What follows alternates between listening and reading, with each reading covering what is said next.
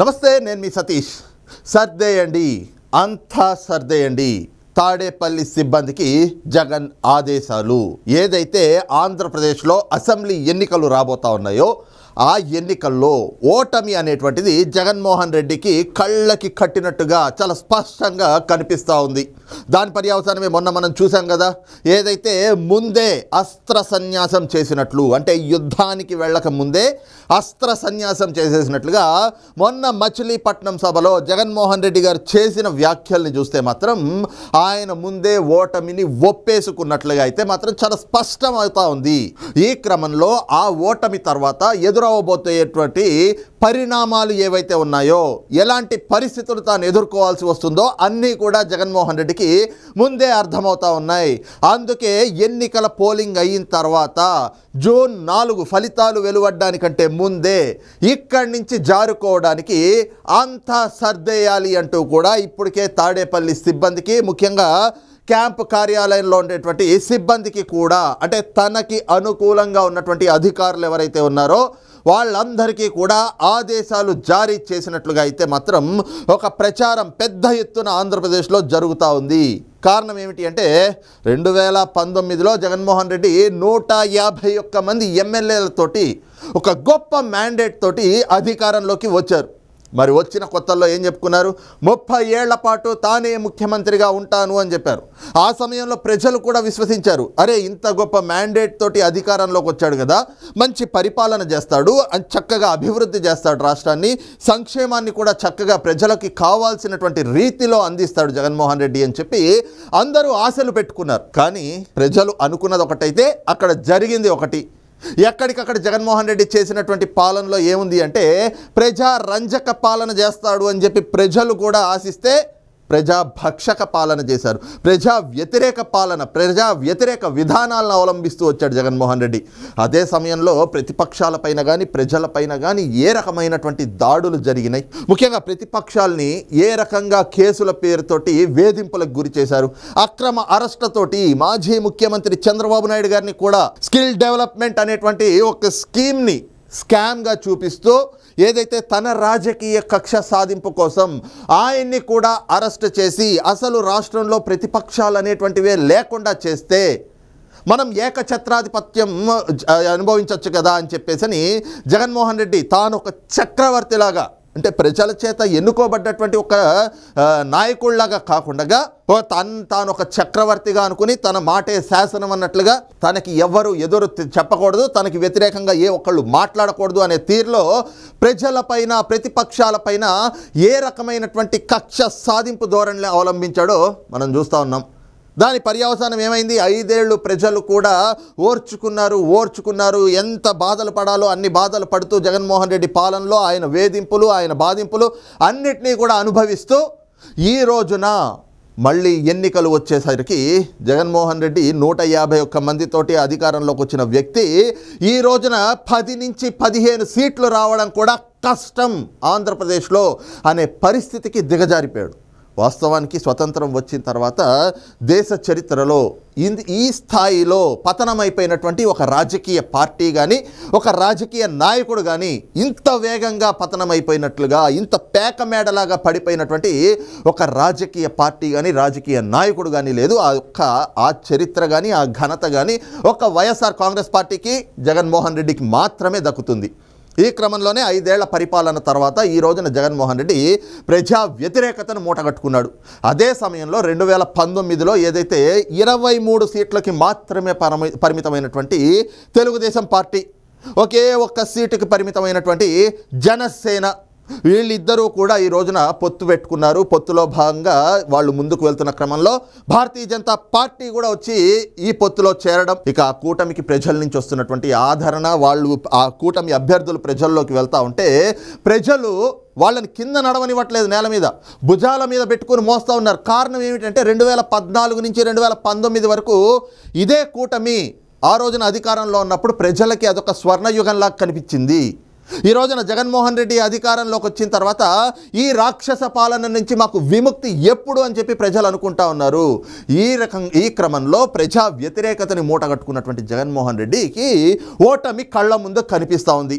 మరి ఓడిపోయిన తర్వాత ఆల్రెడీ ఇప్పటికే ప్రతిపక్ష పార్టీలన్నీ కూడా జగన్మోహన్ రెడ్డి వేధింపులు ఇవన్నీ చూశారు. కానీ కక్ష సాధింపు ధోరణి అవలంబించకపోయినా కూడా ఏదైతే జగన్మోహన్ రెడ్డి పైన కేసులు ఉన్నాయో అవి కాకుండా ఈ 5 ఏళ్లలో జగన్మోహన్ రెడ్డి తన అధికారాన్ని అడ్డం పెట్టుకుని వ్యవస్థల్ని ఏ విధంగా నిర్వీర్యం చేశాడు, అలాగే అధికారుల్ని ఏ విధంగా వాళ్ళ అధికార దుర్వినియోగానికి పాల్పడే విధంగా వాళ్ళ మీద ఒత్తిడి తెచ్చాడు, ఏ రకంగా ప్రలోభాలు గురి చేశాడు, అలాగే ఎలాగ వాళ్ళందరినీ కూడా ఏదైతే బాధ్యత మరిచి ఈ రోజున విధులను కూడా విస్మరించే విధంగా కేవలం ఒక రాజకీయ ఉద్దేశాలతో పనిచేసే విధంగా ఆ అధికారులందరినీ కూడా ఎలా అయితే వాడుకున్నాడో, అదే సమయంలో చూస్తే ముఖ్యంగా ఏదైతే ఈ 5 ఏళ్లలో తన చేతుల్లో అధికారం ఉంది, ప్రభుత్వం ఉన్నాక కొన్ని విధానాలు ఉంటాయి, ఆ విధానాల పరంగా ముందుకు వెళ్ళాలి. కానీ ఎక్కడైనా కూడా ఈ 5 ఏళ్లలో ప్రభుత్వంలో ఎక్కడైనా కూడా ఏ ఒక్క అంశమైనా సజావుగా సాగినట్లు మనం చూసామా? ముఖ్యంగా చూస్తే కాగ్ నివేదికలు చూసుకున్న రాష్ట్రాన్ని అప్పుల పాలు చేసిన అంశం మనం చూస్తూ ఉన్నా కూడా ఒకవైపున ప్రభుత్వ భూములు, అలాగే దేవాలయాల భూములు, చుక్కల భూములు, ఈ రకంగా భూములన్నీ కూడా ప్రభుత్వ కార్యాలయాల్ని కూడా తాకట్టు పెట్టారు. ఆఖరికి సచివాలయాన్ని కూడా, సెక్రటేరియట్ని కూడా ఏదైతే 370 కోట్ల రూపాయలకి తాకట్టు పెట్టినటువంటి పరిస్థితి. అదే సమయంలో చూస్తే కాగ్ నివేదికలు మనం చూసాం, వేల కోట్ల రూపాయలు ఎటువైపు ఎలా వెళ్ళినాయో తెలియదు. ఇవన్నీ కూడా కొన్ని నియమాలు ఉంటాయి, కొన్ని నిబంధనలు ఉంటాయి, కొన్ని విధానాలు ఉంటాయి. ఆ విధాన పరంగానే ప్రభుత్వంలో పరిపాలన అన్నటువంటిది సాగాలి. కానీ ట్రెజరీ డిపార్ట్మెంట్కి కూడా ఏ ఒక్క రూపాయి ప్రభుత్వం తరఫున ఖర్చు కావాలన్నా కూడా అది ట్రెజరీకి వెళ్ళి ట్రెజరీ నుంచి మాత్రమే బయటకు వచ్చి ఖర్చు అవుతుంది. కానీ ట్రెజరీకి కూడా తెలియకుండా ఈ రోజున వేల కోట్ల రూపాయలు, లక్షల కోట్ల రూపాయలు దారి మళ్ళిపోయినటువంటి పరిస్థితి. అదే సమయంలో 14 లక్షల కోట్లకి ఆంధ్రప్రదేశ్ అప్పుని చేర్చేశారు. మరి ఆ అప్పు చేర్చిన దాంట్లో కూడా 2,50,00,000 కోట్ల రూపాయలు మాత్రమే ప్రజలకి సంక్షేమం రూపంలో అందజేసినటువంటి పరిస్థితి. మరి మిగతా డబ్బంతా ఏమైంది? ఇంకో పక్కన మద్యం అమ్మకాలని ఏ విధంగా తయారు చేశారు? ఆ కొత్త మద్యం పాలసీ, తాను అధికారంలోకి రాగానే కొత్త మద్యం పాలసీ తీసుకొచ్చి ఏ విధంగా వ్యవహరించారు? ఆ మద్యం పేరుతోటి ఎంత కుంభకోణాలు జరిగినాయి? అదే క్రమంలో చూస్తే ఇప్పుడు తాజాగా ల్యాండ్ టైటిలింగ్ యాక్ట్, దీని పేరుతోటి కూడా ఏం చేస్తూ ఉన్నారు, ఎలాంటి కుట్రలు పన్నుతూ ఉన్నారు? అలాగే ఈ 5 ఏళ్లలో కూడా ప్రజలకి సంబంధించి రాష్ట్రంలో ఎంత పెద్ద ఎత్తున జగన్మోహన్ రెడ్డి ఆయన ప్రభుత్వాన్ని, ఆయన అధికారాన్ని అడ్డం పెట్టుకుని అవినీతికి పాల్పడ్డాడో, ఇవన్నీ కూడా రేపు కూటమి అధికారంలోకి వచ్చిన తర్వాత ఖచ్చితంగా వీటన్నిటిపైన విచారణ జరుగుతుంది.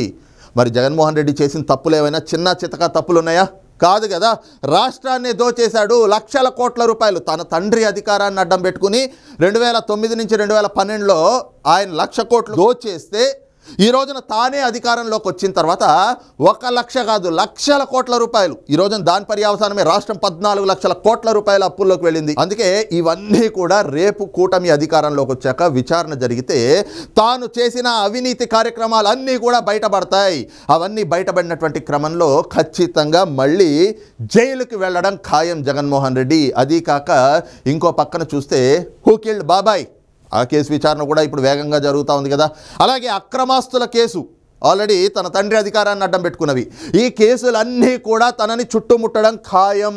2024 ఎన్నికల్లో నేను ఓడిపోతున్నాను, ఓడిపోయాక ఈ కేసులన్నీ కూడా తెరపైకి వస్తాయి. తెరపైకి వచ్చినటువంటి క్రమంలో తాను చేసినటువంటి అవినీతి కార్యక్రమాలన్నీ కూడా రుజువైతే జీవితాంతం జైల్లో ఉండడం ఖాయం, జైలుకు పోవడం ఖాయం అనేటువంటి అంశం జగన్మోహన్ రెడ్డికి అర్థమైంది. అందుకే ఏదైతే జూన్ 4వ తారీఖు ఎన్నికలకు సంబంధించినటువంటి ఫలితాలు వెలువడక ముందే మొత్తం ఉన్న సామాన్లంతా కూడా సర్దేసేయండి, తాడేపల్లి ప్యాలెస్లో ఏమీ ఉండకూడదు, ఏవైతే ప్రతిపక్షాల మీద పెట్టినటువంటి కేసులకు సంబంధించిన కాగితాలు పత్రాలు కావచ్చు, లేదంటే కనుక తాము చేసినటువంటి ఏదైతే జీవోలు కానీ, తాము తెచ్చిన జీవోలు కానీ, లేదంటే తీసుకున్నటువంటి విధానపరమైనటువంటి నిర్ణయాలు, అంటే అధికారంలో ఉన్నాం కదా, ముఖ్యమంత్రిగా తాను కొన్ని ఆదేశాలు జారీ చేస్తే అటు చీఫ్ సెక్రటరీ కానీ, మిగతా అధికారులు కానీ, వీళ్ళంతా కూడా జగన్మోహన్ రెడ్డి ఏ విధంగా చెప్తే అలా తలాడిస్తూ చేశారు కదా.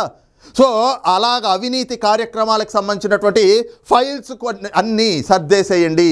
అదేవిధంగా ఎలాంటి సాక్ష్యాలు రుజువులు లేకుండా చేయండి. వచ్చేటువంటి ప్రభుత్వానికి ఏం జరిగినా కూడా, మన మీద ఎలాంటి విచారణ జరిపినా కూడా మనం చేసిన అవినీతి కార్యక్రమాలు ఏవి కూడా కనిపించకూడదు, వాటికి సంబంధించినటువంటి రుజువులు ఉండకూడదు అని చెప్పి పూర్తిగా ఆ రుజువులన్నీ కూడా చెరిపేసేయాలి, వాటన్నిటినీ కూడా తగలబెట్టేసేయాలి, వాటన్నిటినీ కూడా మాయం చేసేయాలి అనేటువంటి ఆలోచనతోటి జగన్మోహన్ రెడ్డి ఇప్పటికే వాటన్నిటినీ కూడా సర్దేయండి అని చెప్పి ఆదేశాలు మౌఖికంగా అయితే ఇస్తున్నట్లుగాను, అదే సమయంలో ఓడిపోయిన తర్వాత ఇక్కడుంటే ఖచ్చితంగా అరెస్ట్ అవుతాం కాబట్టి ఇక్కడి నుంచి విదేశాలకు వెళ్ళిపోవాలి అని చెప్పి ఇప్పటికే మొత్తం అంతా కూడా ఆయన సిద్ధం చేసుకుంటున్నట్లుగా, దానికి సంబంధించినటువంటి పాస్పోర్ట్లు, వీసాలు ఏవైతే అవసరమైనటువంటి ఉంటాయో తనకి తన సతీమణి వైఎస్ భారతిరెడ్డి గారికి వీళ్ళిద్దరికీ కూడా ఇప్పటికే పాస్పోర్ట్లు కూడా సిద్ధం చేసుకుంటున్నట్లుగా అయితే ఒక ప్రచారం విస్తృతంగా జరుగుతూ ఉంది. ఇది కేవలం ఏదో గాలి వార్త కాదు.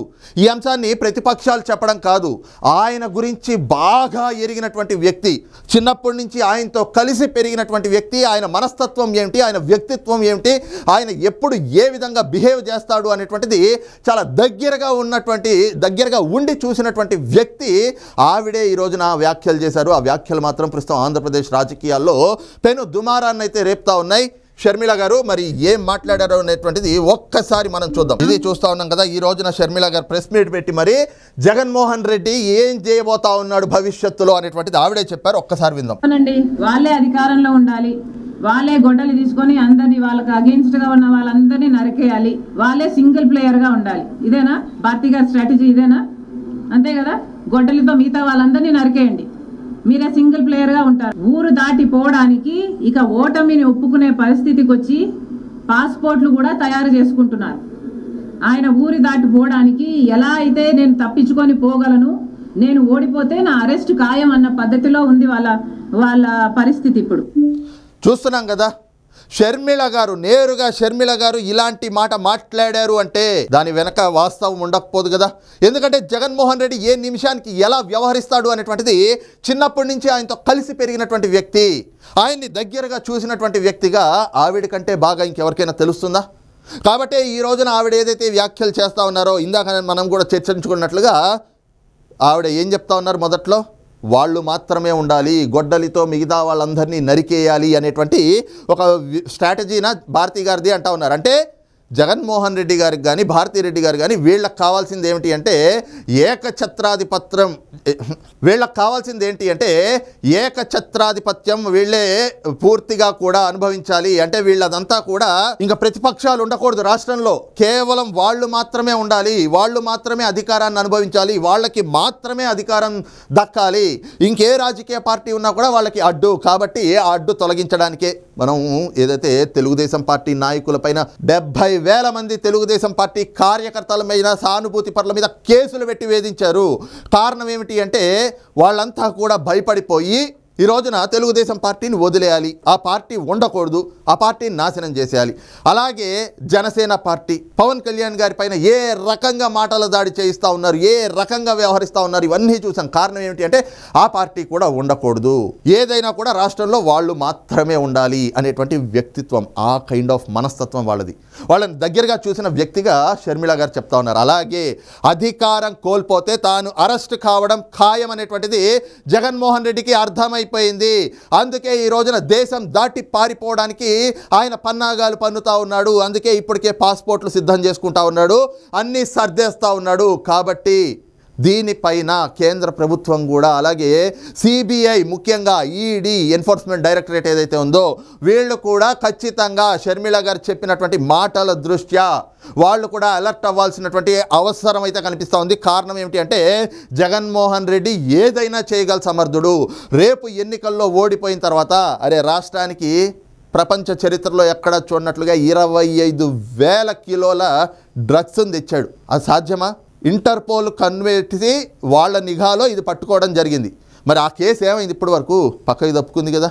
తండ్రి అధికారాన్ని అడ్డం పెట్టుకుని 1,00,000 కోట్లు దోచేశాడు. తాను అధికారంలోకి వచ్చాక ఇంకా ఎన్నో లక్షల కోట్లు దోచేశాడు. ఇన్ని సాధ్యమైనటువంటిది. అలాగే హూకిల్డ్ బాబాయ్ గొడ్డలి పోటు, అది అందరి వేళ్ళు ఎటువైపు చూపిస్తున్నది తెలుసు కదా. తనకి అధికారం కోసం తనని ఏదైతే చేయడానికి సిద్ధమైనటువంటి జగన్మోహన్ రెడ్డి మరి తాను అరెస్ట్ కాబోతున్నాను అంటే తప్పించుకోవడానికి ఏ పన్నాగాలైనా పన్నుతాడు కదా. ఈ క్రమంలోనే ఖచ్చితంగా షర్మిల గారు చెప్తున్నట్లుగా జగన్మోహన్ రెడ్డి దేశం వదిలి పారిపోయేటువంటి ప్రమాదం కూడా ఉంది. కాబట్టి సిబిఐ అధికారులు ఇప్పటి నుంచే అన్ని ఎయిర్పోర్ట్లని కూడా ముందుగానే అలర్ట్ చేసి పెట్టాలి. లేకపోతే జగన్మోహన్ రెడ్డి కూడా ఎంతోమంది ఈ రోజున మనం చూస్తూ ఉన్నాం, చాలామంది విజయ్ మల్యా లాంటి వ్యక్తులు, అలాగే నీరవ్ మోడీ లాంటి వ్యక్తులు చాలామంది ఈ రోజున దేశం వదిలి పారిపోయినటువంటి పరిస్థితి. వాళ్ళంతా కూడా ఇప్పుడు దేశంకి రానటువంటి పరిస్థితి. ఈ క్రమంలోనే జగన్మోహన్ రెడ్డి కూడా వాళ్ళలో ఒకటిగా తయారయ్యేటువంటి అవకాశం ఉంది. అలాగ జగన్మోహన్ రెడ్డి, ఆయన సతీమణి భారతీరెడ్డి కూడా దేశం విడిచి పారిపోయేటువంటి ప్రమాదం అయితే ఉంది. కాబట్టి అధికారులు కూడా ముందే వాళ్ళపైన నిఘా పెట్టాలి. అలాగే ఎయిర్పోర్ట్లని కూడా వెంటనే అప్రమత్తం చేసి వీళ్ళు దేశం దాటకుండా చర్యలు తీసుకోవాల్సినటువంటి అవసరం కూడా కనిపిస్తూ ఉంది అన్నటువంటి అభిప్రాయాలు కూడా ప్రతిపక్షాల నుంచి వ్యక్తమవుతూ ఉన్నాయి. ఆ డిమాండ్లు కూడా వస్తూ ఉన్నాయి. మరి ఈ అంశంపైన మీ అభిప్రాయం ఏమిటనేటువంటిది కూడా కింద కామెంట్ సెక్షన్లో మెన్షన్ చేయండి. Thank you.